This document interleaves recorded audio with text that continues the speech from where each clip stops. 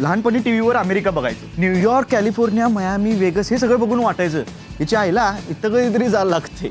हे स्वप्न तर पूर्ण झालं. आता इच्छा आहे हे जग तुम्हाला दाखवायचं. नमस्कार मंडळी, मी राजा आणि ही आहे एक हटके सिरीज, एका मिनिटात अमेरिका फिरवतो. तर चला सुरुवात करूया अमेरिकेचं सगळ्यात famous symbol statue of liberty पासून. ही लेडी फक्त पुतळा नाही, 1886 साली फ्रान्सने अमेरिकेला भेट दिलेला फ्रीडमचा सिम्बॉल आहे. अमेरिकेच्या 100व्या इंडिपेंडन्सच्या निमित्ताने या स्टॅच्यूला पाण्यातूनच जावं लागते. मी फेरीमध्ये उभा होतो. हडसन रिव्हर मधून हळूहळू पुढे जात आणि लांबून छोटंसं दिसणारा हा स्टॅच्यू जसं जवळ जाईल तसं एक मोठ्या बिल्डिंग सारखा समोर उभा आहे. एक फॅक्ट सांगतो, हा स्टॅच्यू पूर्णपणे कॉपरने बनलेला आहे आणि त्याचा हिरवा रंग, तो रंग पेंट नाही आहे, वर्षानुवर्ष कॉपर ऑक्सिडाइज झाल्यामुळे आलेला आहे. आणखीन एक गोष्ट, तिच्या पायाजवळ तुटलेल्या साखळ्या आहेत ज्या गुलामगिरीपासून मुक्तीचा सिम्बॉल आहे. डिटेल बहुतेक लोक मिस करतात, पण हाच तिचा खरा अर्थ आहे. अनेक विषय म्हणजे हिचं खरं नाव आहे लिबर्टी एनलाइटिंग द वर्ल्ड. आणि हो, हिच्या क्राऊन मध्ये 7 काटे आहेत जे जगातील 7 खंड आणि 7 समुद्र दर्शवतात. लिबर्टी आयलंडवर बसलेली ही लेडी सगळ्या न्यूयॉर्क स्कायलाईन मध्ये दिसते. मॅनहॅटन, ब्रुकलिन आणि दूरवर अटलांटिक ओशन मध्ये. वरच्या ऑब्झर्वेशन डेक वरून तो व्ह्यू म्हणजे एकदम सिनेमॅटिक, पण शब्दात न सांगता येणार. म्हणून जर तुम्ही पहिल्यांदा न्यूयॉर्कला जात असाल तर हा स्पॉट फक्त मस्ट व्हिजिट नाही, हा मस्ट फील आहे. आणि तो मिस करणं म्हणजे अमेरिकेची गोष्ट अर्धवट ठेवल्यासारखं.